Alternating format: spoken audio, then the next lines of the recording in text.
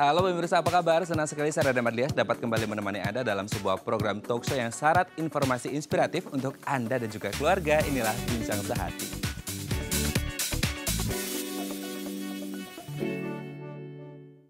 Ya pemirsa, mengatur gaya hidup yang sehat merupakan strategi kita untuk menjaga kesehatan tubuh, terutama kesehatan jantung. Dan itu bisa dilakukan dengan berolahraga. Karena seperti kita tahu bahwasanya penyakit jantung merupakan penyebab kematian nomor 1 di dunia. Makanya yuk sama-sama kita jaga kesehatan jantung kita dengan berolahraga. Nah inilah topik yang akan kita bahas hari ini, jantung sehat dengan olahraga. Namun sebelum kita membahas lebih dalam tentang topik kita hari ini, kita akan membahas terlebih dahulu beberapa mitos dan fakta yang ada hubungannya dengan olahraga. Kita lihat dulu yang pertama.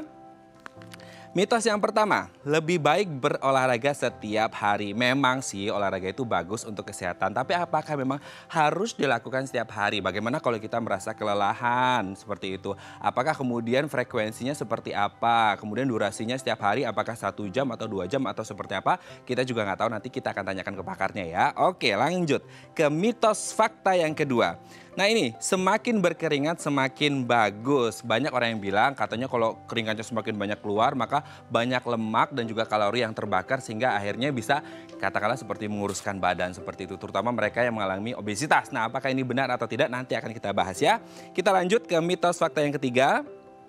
Lebih baik olahraga pagi dan dengan keadaan perut kosong. Nah ini katanya sih kalau kita berolahraga di pagi hari katanya udara masih enak-enaknya, masih cerah, masih bersih, masih sejuk. Dan juga ketika perut kosong ini bisa membuat tubuh kita terutama mereka yang mau menguruskan badan ini juga lebih cepat. Nah apakah betul atau tidak ini mitos atau fakta nanti akan kita bahas ya. Oke lanjut di mitos fakta selanjutnya. Tidak boleh langsung mandi setelah olahraga. Apakah mungkin karena masih berkeringat dan tubuh dalam kondisi panas sehingga akhirnya kita tidak boleh mandi? Nanti kita tanyakan ya. Mitos fakta yang kelima, tidak boleh minum air dingin setelah olahraga. Nah mungkin ini sama dengan yang nomor 4 tadi ya. Apakah karena memang kondisi tubuh kita sedang panas sehingga akhirnya kita tidak boleh minum air dingin sehingga terjadi apa ya kemudian ketika tubuh masih panas tapi dimasukkan air dingin sehingga terjadi hal-hal yang mungkin tidak kita inginkan seperti itu ya. Oke, nah nanti di segmen selanjutnya kita akan membahas apakah 5 mitos fakta tadi benar adanya atau mitos belaka. Oleh karenanya jangan kemana-mana, tetap bersama kami di Bincang Sehati.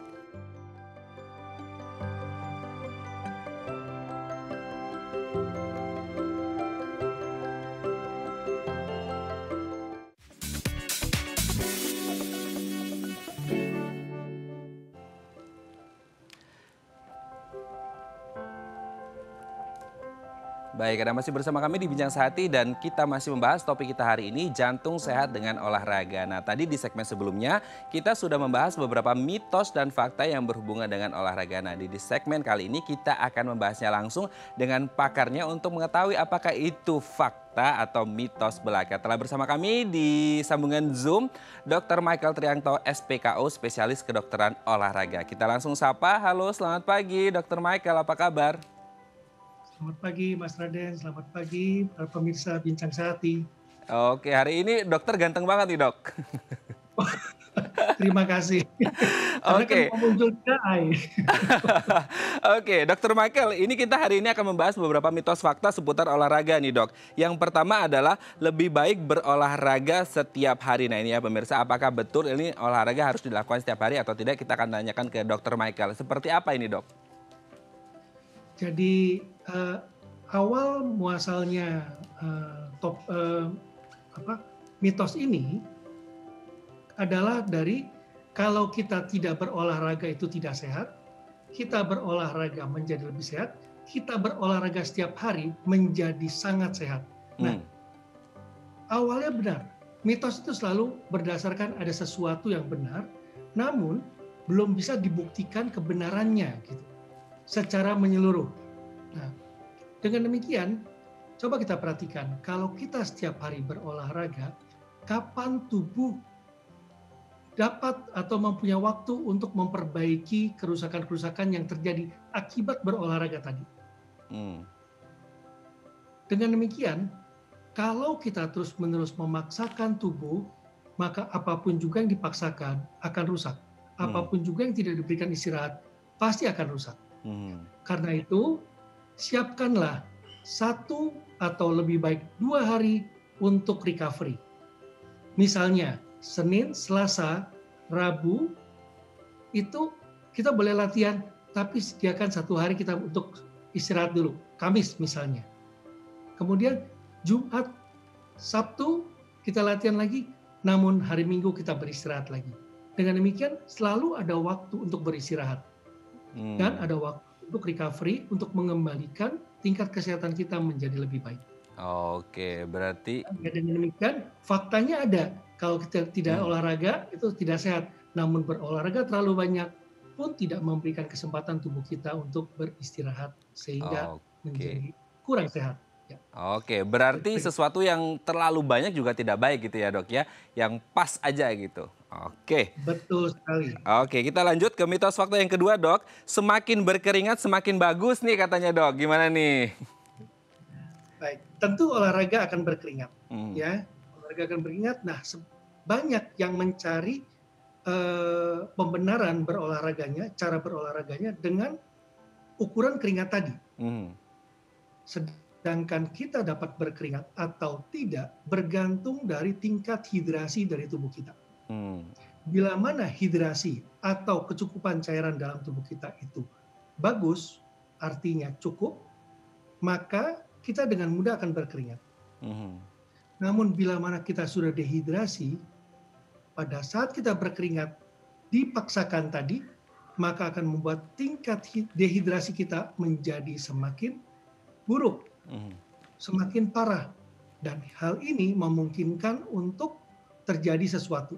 Apakah kita menjadi gangguan keseimbangan atau kita menjadi gangguan konsentrasi, sehingga dalam berolahraga tadi dapat saja kita terjadi mengalami cedera atau kecelakaan. Jadi mitosnya seperti itu. Oke, Ya. Kenyataannya tidak seperti itu. tidak seperti itu ya dok ya. Oke, kita lanjut ke mitos fakta selanjutnya dok. Olahraga sebaiknya dilakukan pagi hari dan dalam keadaan perut kosong. Gimana nih dok? Ada benarnya. Olahraga perut kosong pagi hari itu adalah yang ideal. Ya. Namun kalau itu dijadikan pembenaran seperti mitos tadi, itu tidak sepenuhnya benar. Olahraga yang akan terganggu dengan perut penuh adalah bila mana olahraga tadi dengan tujuan untuk prestasi, di mana olahraga harus berat. Jadi perut yang penuh akan mengganggu. Misalnya kita mau lari, tapi perutnya penuh. Tentu saja kita merasa berat pada saat kita berlari tadi. Atau kita mau melompat-lompat, menjadi mual. Inilah yang menjadi dasar mengapa tidak boleh kita itu makan dalam jumlah besar. Namun bila mana kita berolahraga untuk turunkan berat badan, saya yakin kita makan tidak akan banyak. Kemudian olahraga untuk turunkan berat badan itu berbeda dengan olahraga prestasi. Olahraga untuk turunkan berat badan justru harus intensitas ringan. Misalnya jalan cepat. Hal itu tidak akan bermasalah dengan kita sudah makan atau kita belum makan.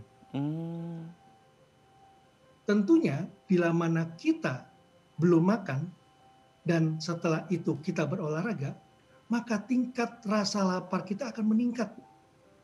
Rasa lapar sekali, dan ini bahaya untuk program penurunan berat badan.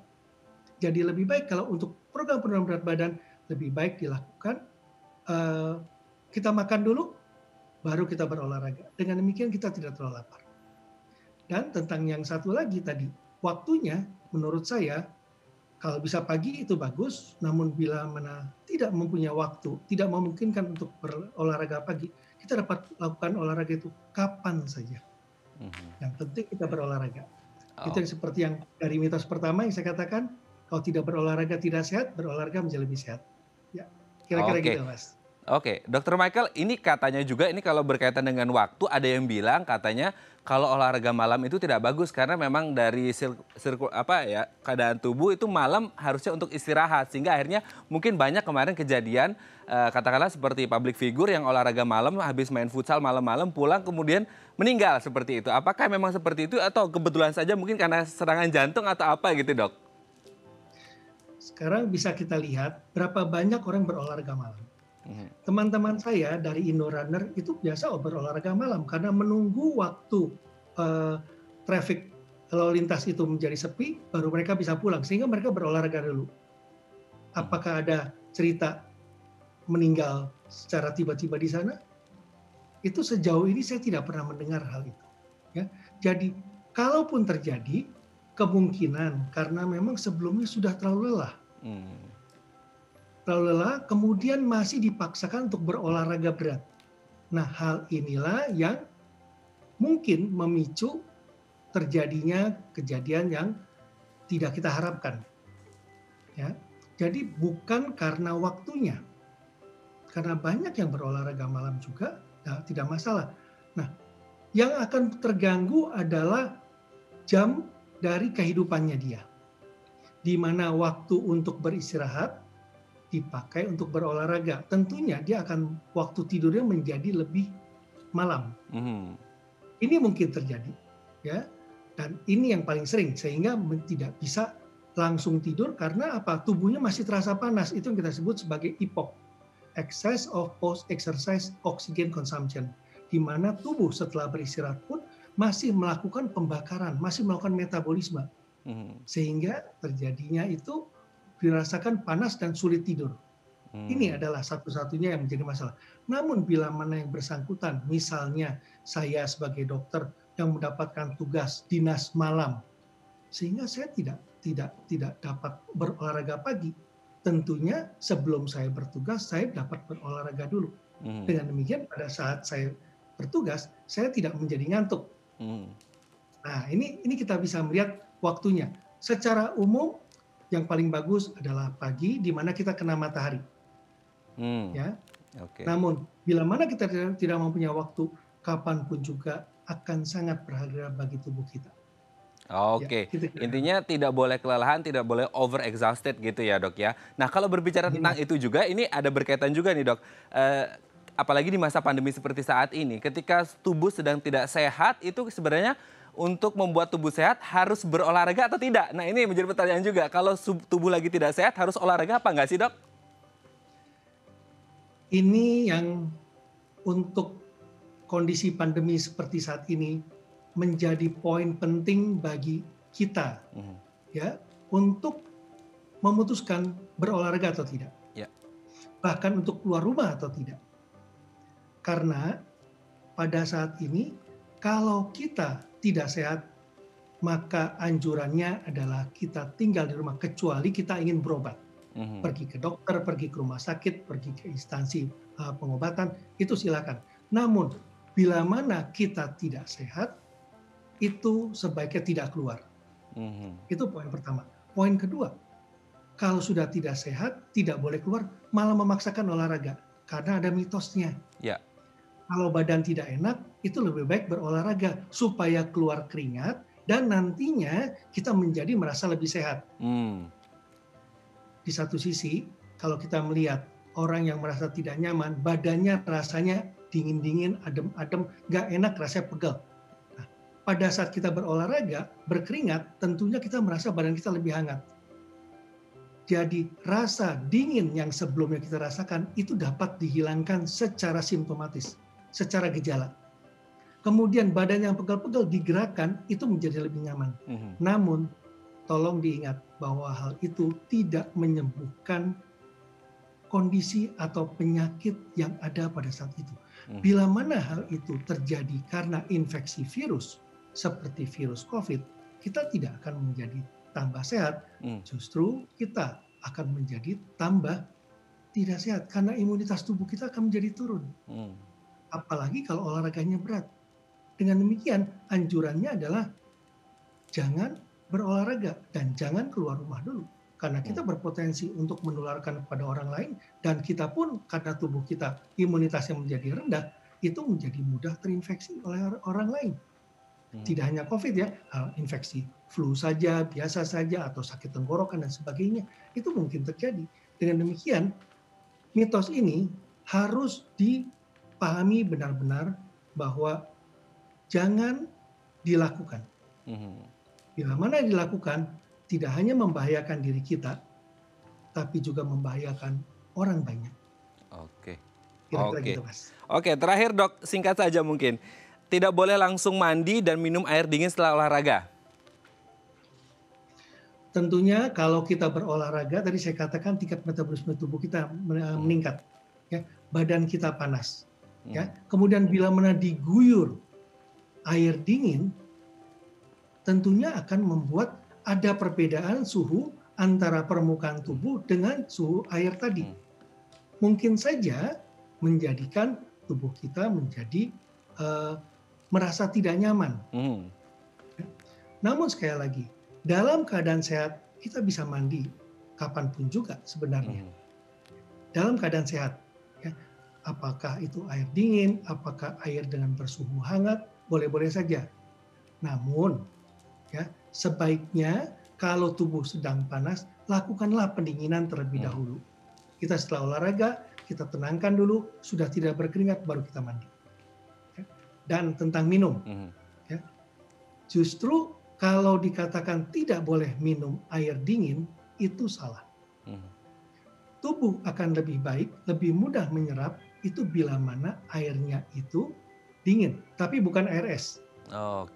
Ya, bukan air es. Jadi pengertiannya dingin itu adalah suhunya dingin, tapi bukan air es. Karena akan lebih mudah bagi tubuh kita untuk melakukan pendinginan. Dengan air hangat itu justru tidak cocok, ya. Justru lebih baik memang air dingin. Karena itu kita sebutkan sebagai mitos. Oke. Baik, terima kasih Dr. Michael sudah berbagi informasi bersama kami hari ini di Bincang Sehati. Semoga ini informasinya bermanfaat dan tidak ada lagi mitos atau fakta. Jadi semuanya sudah clear seperti itu ya Dok ya. Terima kasih Dr. Michael. Sehat-sehat terus, salam untuk keluarga. Terima kasih. Ya pemirsa, itu tadi perbincangan kita dengan Dr. Michael Triangto SPKO membahas tentang mitos fakta seputar olahraga. Selanjutnya kita akan membahas tentang jantung sehat dengan olahraga bersama dengan pakarnya. Bila Anda memiliki pertanyaan, Anda bisa menghubungi kami di nomor 0212903264 atau DM Instagram kami di @bincangSehati.tv. Kami akan segera kembali.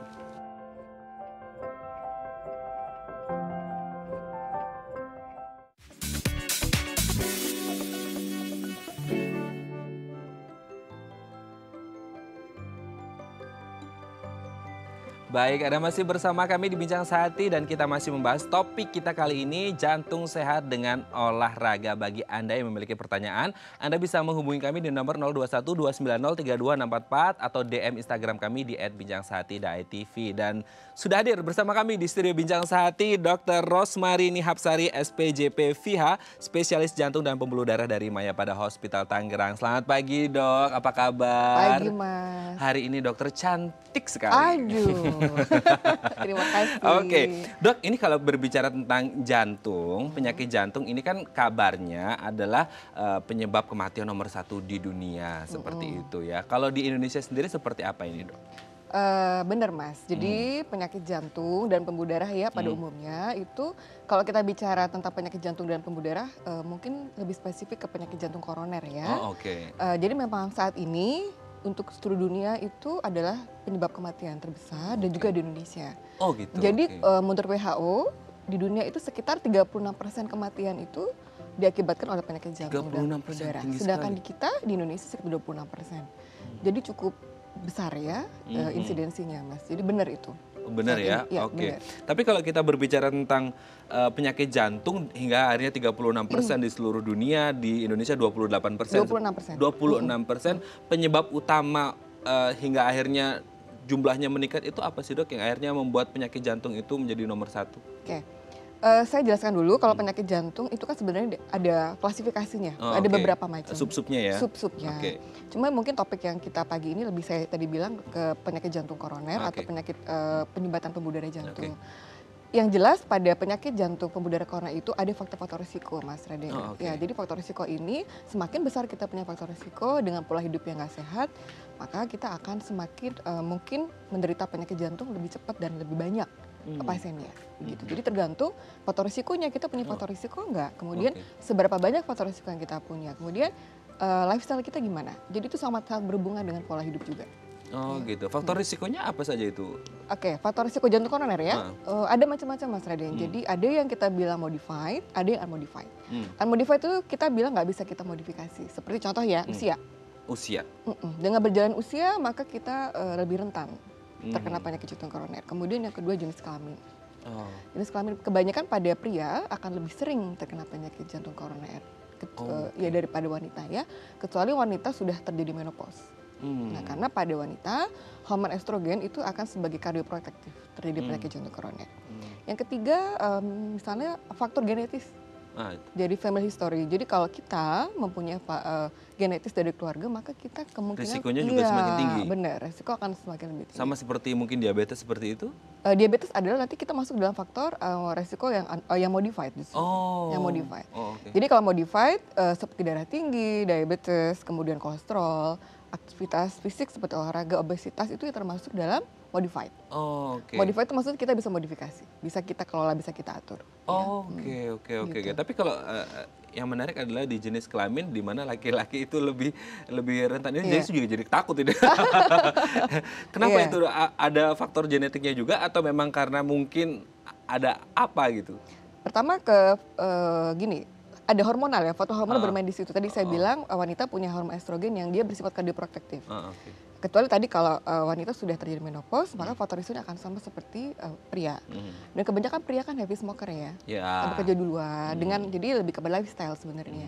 Bekerja di luar, kemudian merokok, suka kongko. Berarti itu risikonya lebih besar? Iya, jadi faktor risiko. Berarti saya lebih aman lah ya. Faktor risikonya berkurang satu.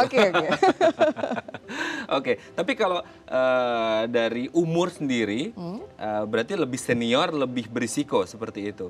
Tapi tidak menutup kemungkinan yang usia produktif juga bisa ya dok ya? Iya, secara teori memang kita kalau usia sudah usia lebih lanjut akan lebih rentan.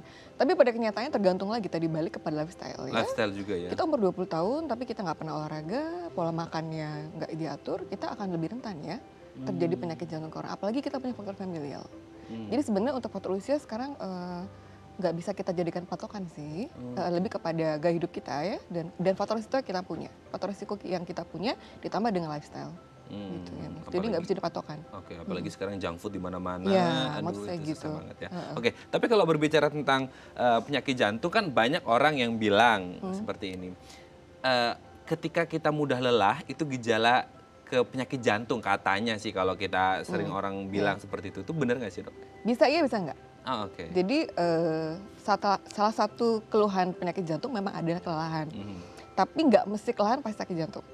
Banyak penyakit lain yang juga menyebabkan kelelahan, Mas. Jadi maksud saya salah satu gejalanya bisa, kalaupun kita mengalami hal itu dengan faktor risiko yang kita punya, lebih baik memang kita periksakan. Ya. Jadi nggak harus maksud saya, tapi mungkin salah satunya adalah kelelahan. Jadi itu juga bisa jadi salah satu warning ke kita kalau kita ada kelelahan yang kok kayaknya nggak selalu lelah terus, kita istirahat tidur kok masih capek. Itu mungkin harus dipertimbangkan salah satunya adalah kita untuk periksa jantung. Gitu. Lelah kan biasanya ada lelah fisik yang memang mungkin karena aktivitas harian kita, ada juga yang lelahnya mungkin karena gejala ke jantung itu sendiri. Ada beda nggak sih dok? Maksudnya lelahnya mungkin terlalu ekstrim atau seperti apa? Jadi kalau pada jantung khasnya adalah kelelahan pada waktu aktivitas fisik. Jadi kalau aktivitas yang nanti ada derajatnya ya, jadi ringan, sedang, berat. Kalau aktivitas ringan sudah lelah, harus dipikirkan ini adalah masalah jantung. Gitu. Kadang-kadang kalau pada pasien-pasien tertentu dengan gejala jantung yang berat, duduk aja udah cepet capek. Iya. Jadi ada walaupun derajatnya. Tidak melakukan aktivitas fisik. Iya. Tapi secara garis besarnya biasanya kelelahan pada jantung adalah akibat aktivitas fisik. Kalau sudah advance, sudah terjadi penyakit yang lebih berat, itu kelelahannya akan terjadi pada waktu kita diam aja udah capek. Gitu. Itu yang sudah berat sekali ya. Tapi pada umumnya sih pada aktivitas fisik timbulnya kelelahan. Berarti memang kalau sudah punya riwayat jantung tidak boleh melakukan aktivitas yang berat-berat? Tergantung derajatnya. Nanti background dari penyakitnya apa dulu gitu. Pada umumnya sih memang tidak boleh dipaksakannya untuk aktivitas fisik yang terlalu berat. Oke. Tapi kalau kita berbicara penyakit jantung kan kita lebih fokus sekarang ke koroner seperti itu. Risikonya akan meningkat kalau ada hal-hal apa mungkin dari faktor makan, faktor aktivitas, atau faktor yang lainnya? Faktor risiko? Iya. Jadi kalau faktor risiko tadi, faktor risiko kan tadi saya dibilang tuh dikelompokkan jadi dua ya. Kalau yang unmodified kita agak sulit karena itu kita sudah tidak bisa diapa-apain nih.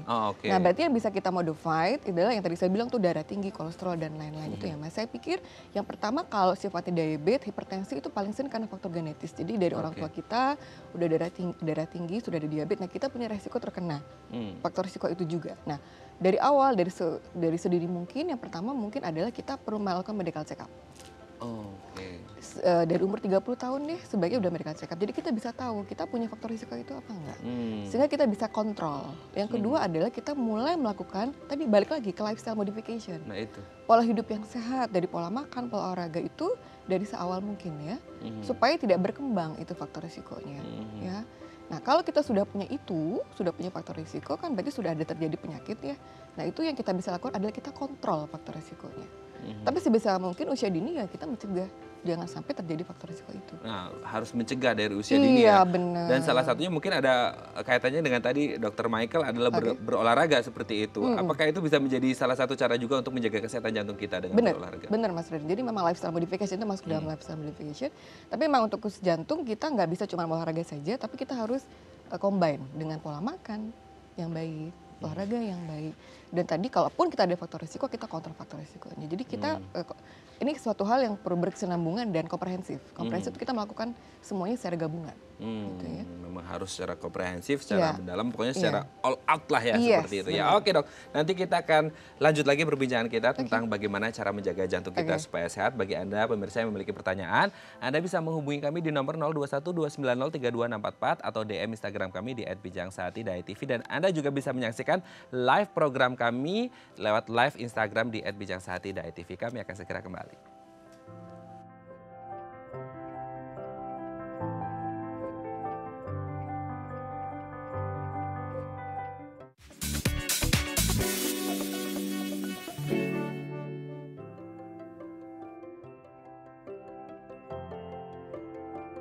Baik, Anda masih bersama kami di Bincang Sehati dan kita masih membahas topik kita hari ini, jantung sehat dengan olahraga. Bagi Anda yang punya pertanyaan, Anda bisa menghubungi kami di nomor 0212903244 atau DM Instagram kami di @bincangSehati.tv. Kita kembali lagi.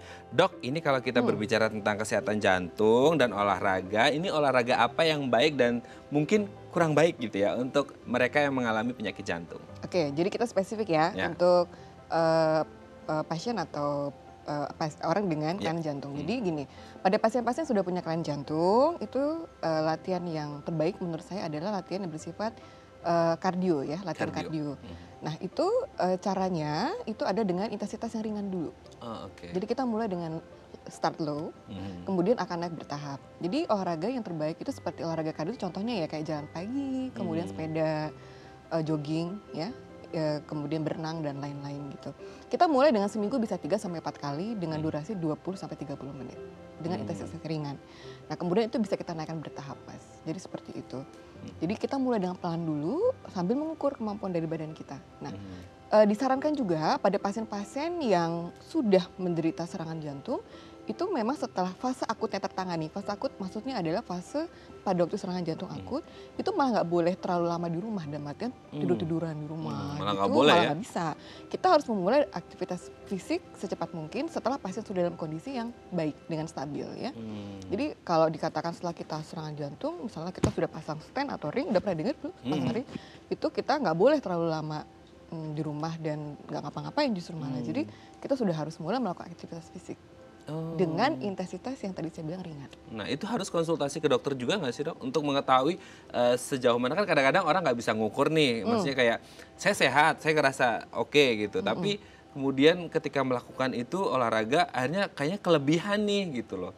Saya pikir pada waktu pasien sudah misalnya menderita serangan jantung kan pasti punya dokter ya di rumah sakit, itu bisa ditanyakan. Kemudian kalaupun mau lebih intensif lagi, kita punya rehabilitasi medis. Dari situ juga bisa dibantu untuk membuat kayak program exercise. Nah itu akan lebih baik lagi karena lebih terukur ya. Program exercise berarti ada jadwal khusus untuk mereka melakukan olahraga, jenisnya seperti apa, durasinya, frekuensinya itu seperti apa? Iya, karena di bagian rehabilitasi medis itu kita sudah punya alat-alat juga untuk olahraga.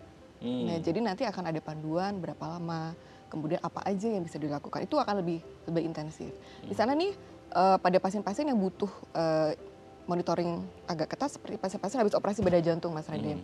Nah itu kan perlu pemantauan, tapi juga butuh aktivitas fisik. Nah itu bisa kita lakukan dengan bantuan bagian rehabilitasi medis.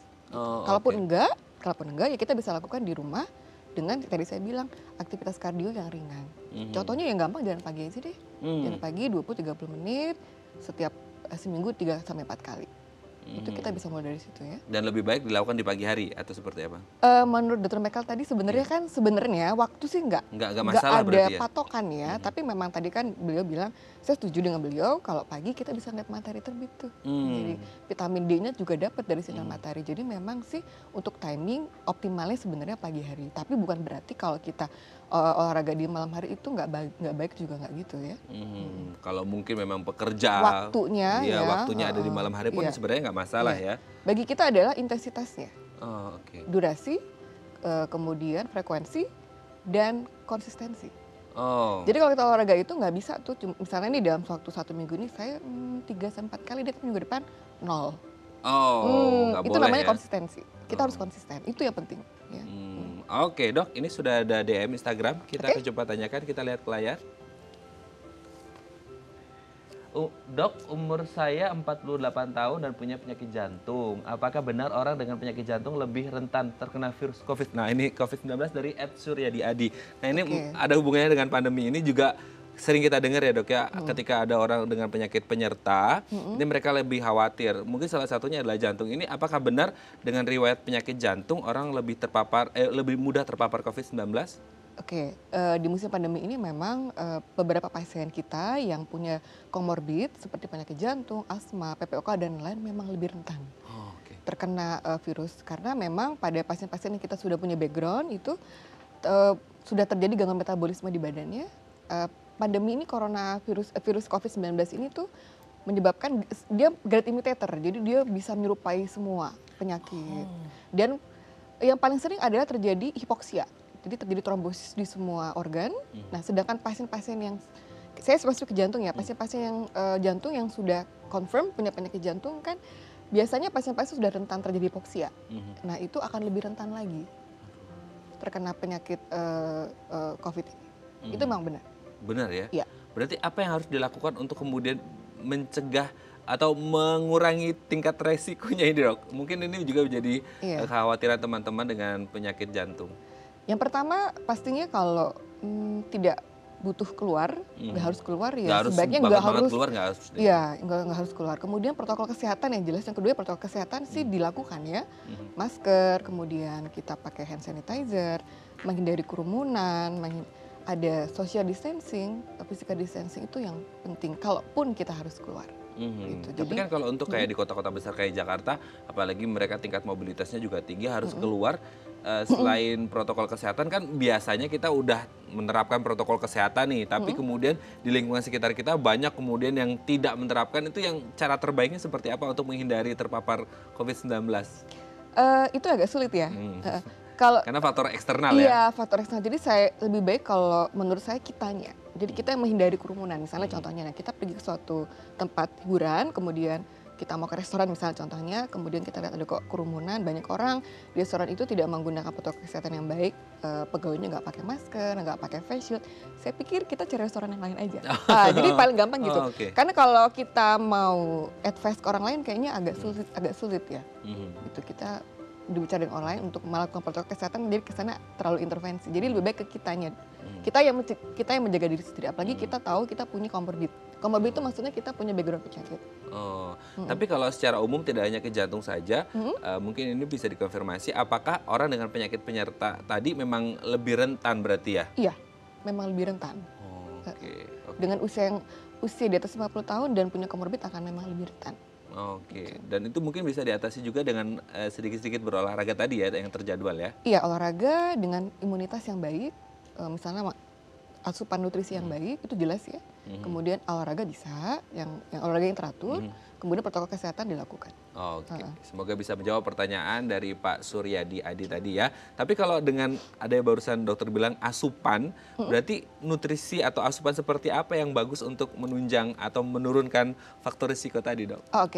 Asupan nutrisi itu yang jelas kan tadi faktor resiko yang udah saya jelaskan itu yang modified, darah tinggi, kolesterol, diabetes, itu pasti kita membutuhkan nutrisi yang sehat, yang seimbang. Jadi asupan-asupan yang tinggi kalori dan tinggi lemak itu perlu dibatasin atau dikurangin. Ya. Kalau mau kita bisa ukur tuh body mass index atau lingkar pinggang kita. Jadi kita bisa tahu kira-kira kita nih dalam posisi apakah obes atau enggak gitu. Nah kita bisa ukur itu dari melalui body mass index ataupun lingkar pinggang. Yang jelas pola makan dan olahraga juga tadi saya bilang harus combine ya Mas ya.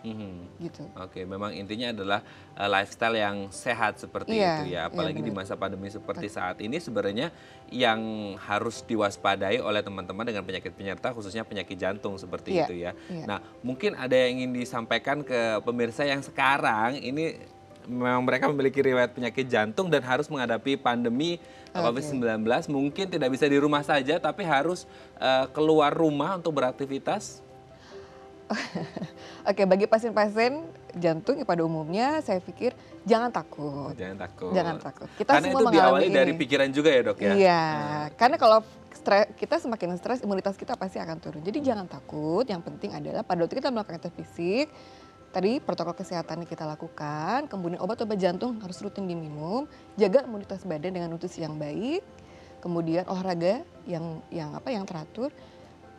Menurut saya itu cukup untuk membangun imunitas kita untuk melakukan aktivitas sehari-hari supaya kita nggak terkena virus corona ya. Tapi kalau berkaitan dengan imunitas, sebenarnya orang dengan penyakit jantung imunitasnya seperti apa sih dok? Kalau imunitas itu kan berhubungan dengan banyak hal ya. Dengan nutrisi yang bagus, olahraga yang bagus, sebenarnya imunitas kita sudah terlatih dengan baik ya. Gitu. Jadi sebenarnya itu tadi, jadi perlu keseimbangan. Keseimbangan antara kalau pasien dengan penyakit jantung otomatis ada obat-obat yang diminum rutin. Betul. Nah itu pasti itu bedanya dengan pasien individu yang tanpa penyakit jantung. Jadi obat yang rutin tadi saya bilang, kemudian lifestyle modification yang baik itu semua nanti akan membangun imunitas yang baik. Kalau terkait dengan pemeriksaan dari teman-teman dengan penyakit jantung, kan sekarang mungkin orang lagi agak takut ke rumah sakit gitu ya dok ya, karena mungkin ya pemikirannya adalah ada COVID seperti itu kan. Nah apakah kemudian ketika orang mau memeriksakan diri untuk rutin cek gitu, apakah harus benar-benar ke rumah sakit atau seperti apa? Iya. Jangan takut. Jangan takut, itu lagi ya, jangan takut Jangan ya. takut.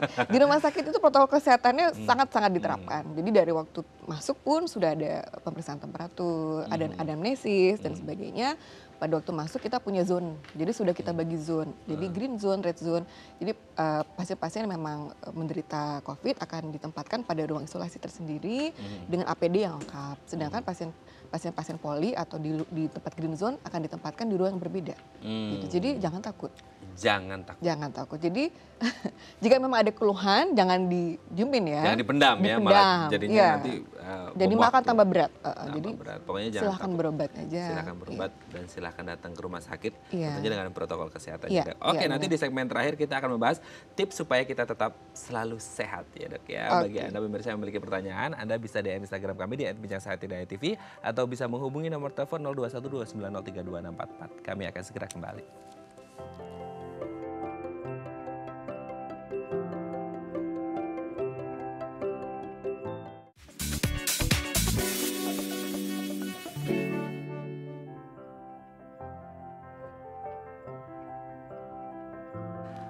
Baik, Anda masih bersama kami di Bincang Sehati dan kita masih membahas topik kita hari ini, jantung sehat dengan olahraga. Dan di segmen terakhir kita akan membahas beberapa tips supaya jantung kita tetap sehat ya dok ya.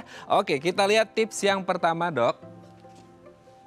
Hentikan kebiasaan merokok. Nah ini dia, merokok ini tadi udah kita sempat bahas ya, heavy smokers itu juga faktor risikonya jauh lebih tinggi seperti itu untuk terkena penyakit jantung. Seperti apa ini dok? Bener, merokok termasuk tadi faktor risiko yang modified ya. Modified. Jadi absolutely sih sebaiknya di stop ya kebiasaan merokok ini. Karena nanti hubungannya pasti dengan ke penyakit jantung koroner. Oke, sejauh ini ketika dokter menangani pasien-pasien memang banyak pasien penyakit jantung yang punya riwayat smoking. Iya, 2 kali lebih tinggi pada pasien-pasien yang punya kebiasaan merokok terkena penyakit jantung koroner daripada yang enggak.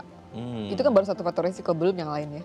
Oh, masih banyak berderet ya. Masih berderet. Oke, tapi ketika mereka sudah divonis dengan jantung gitu, terus mereka kan heavy smokers lah katakan sebelumnya gitu.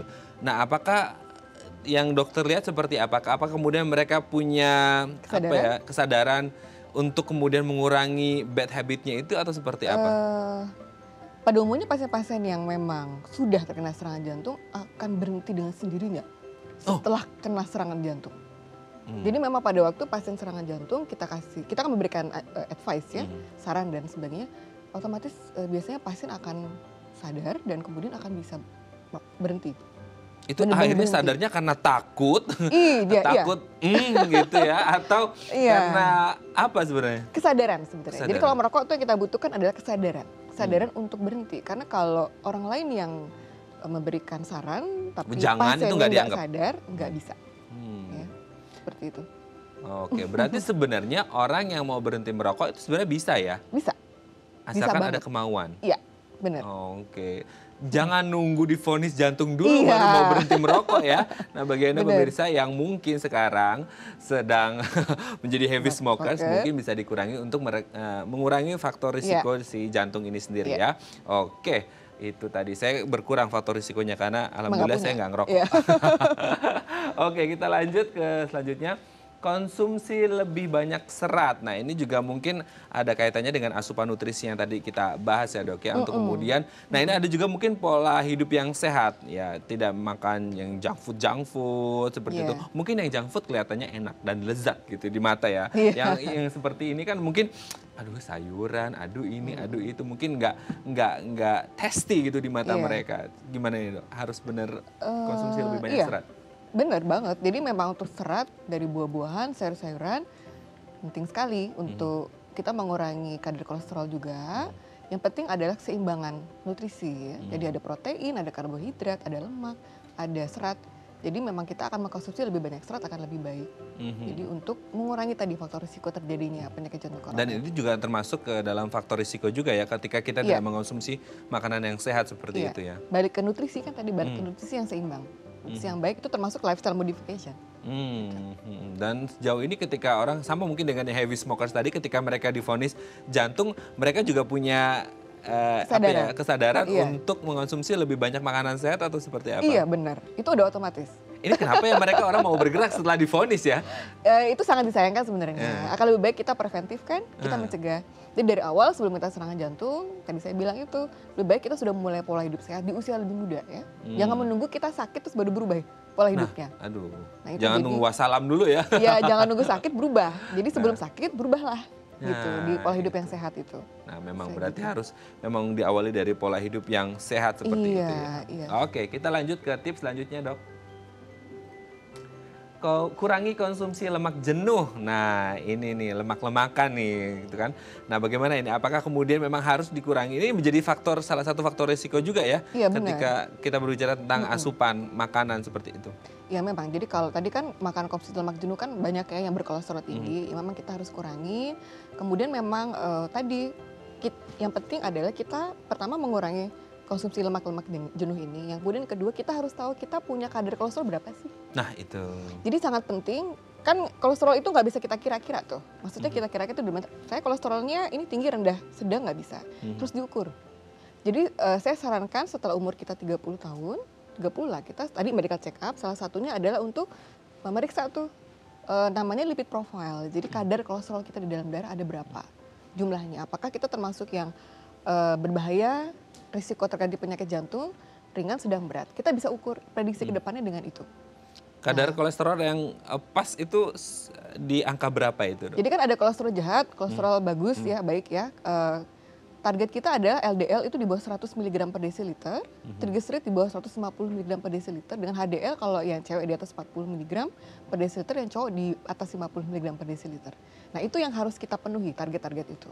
Pada waktu kita menderita kelainan pada kolesterol atau kolesterol tinggi, nanti akan ada intervensi yang kita lakukan. Apakah kita bisa dengan lifestyle modification aja, atau nanti kita ditambahkan dengan obat-obatan untuk mengurangi kolesterol. Itu untuk pencegahan ya, supaya tidak terjadi nanti serangan jantung di kemudian hari. Gitu. Kalau pasien-pasien yang sudah pernah atau sudah terkena serangan jantung, kadar kolesterol yang kita inginkan akan lebih rendah lagi dibanding yang pasien yang belum terjadi serangan jantung. Jadi maksud saya adalah penting kita melakukan pemeriksaan rutin berkala. Yang paling gampang ya medical check up aja deh, setahun sekali kita periksa, termasuk kadar kolesterol. Kalau untuk kolesterol ini sendiri, biasanya check up-nya harus ngeceknya berapa? 6 bulan sampai setahun sekali. Oke. Kecuali pada pasien-pasien memang perlu kita monitor ketat ya. Monitor ketat. Medical check up sekitar setahun sekali kan. Tapi kalau kita ngerasa kayak kita belakang ini ada makan makanan yang nggak begitu sehat gitu, boleh ya cek ya? Boleh sih, boleh aja. Takutnya kan tiba-tiba gitu kan. Yang paling penting adalah memang tadi, jadi screening, kita periksa, kita ini termasuk tinggi apa enggak kolesterol. Nah, itu dia. Lagi-lagi memang kesadaran diri sendiri Iya, untuk betul. lebih aware ya, Iya. Dok ya. Oke, kita lanjut ke tips selanjutnya. Jaga tekanan darah dan kadar gula darah. Nah, ini juga yang mungkin harus diwaspadai dan lebih aware lagi nih, Dok. Oke, tekanan darah dan kadar gula darah ini tadi termasuk faktor risiko penyakit jantung koroner. Jadi balik lagi pertama kita harus tahu tekanan darah kita ada berapa, Mas.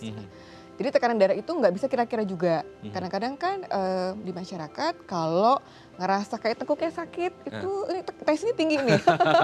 Lagi Jadi nggak bisa tension gitu ya, ya. gitu ya. Oke, Ya. tekanan darah terus diukur dengan alat namanya tensimeter. Jadi nggak bisa pakai kirologi. Kirologi itu ilmu kira-kira. Nah itu harus pakai tensimeter. Oke. Oke, kemudian kadar gula darah itu nanti akan diperiksa dengan laboratorium. Sama kayak tadi pemeriksaan kolesterol. Nah, kita lihat nih, kita berapa kadar tekanan darah sama kadar gula darah kita. Tekanan darah normalnya 110 sampai 120 sistoliknya, di bawahnya 70 sampai 90 untuk diastoliknya. Nah, kita tuh harus memenuhi itu kriteria itu. Kalau di atas itu berarti kan termasuk darah tinggi atau hipertensi. Nah, tergantung tuh ada grade-grade-nya hipertensi. Nah, apakah nanti bisa dengan lifestyle modification ataupun nanti ada intervensi obat-obatan yang diberikan. Sama kayak kadar gula darah ya, Mas. Kadar gula darah itu lebih baik diperiksa untuk diagnostik itu adalah dengan puasa. Jadi puasa dulu di lab, baru kita periksa. Nah, kadar gula darah yang kita inginkan itu kalau puasa di bawah 100 mg per desiliter, kalau yang sewaktu di bawah 140 mg per desiliter. Oke, intinya adalah dari entah itu kesehatan jantung ataupun bukan kesehatan jantung, secara keseluruhan kesehatan tubuh, intinya kita sadar dengan kondisi tubuh kita ketika mungkin ada keluhan-keluhan sedikit ya kita sudah mulai memeriksakan diri dan jaga kesehatan, intinya pola hidup yang sehat. Terima kasih Dok sudah hadir di Bincang Sehati hari ini, semoga menginspirasi dan juga memberikan informasi yang positif untuk kita semuanya supaya lebih sehat lagi, terutama untuk penyakit jantungnya, semoga tidak ada lagi penyakit jantung dan yang sakit jantung bisa sembuh. Harapannya seperti itu ya. Terima kasih sudah hadir di Bincang Sehati. Bagi Anda pemirsa yang memiliki kritik dan saran, Anda bisa menghubungi kami di nomor 0889 8100 5000 dan juga bisa follow media sosial kami di @bincangSehati.id TV. Saya Raden Marlias pamit, sampai jumpa dan selamat beraktivitas.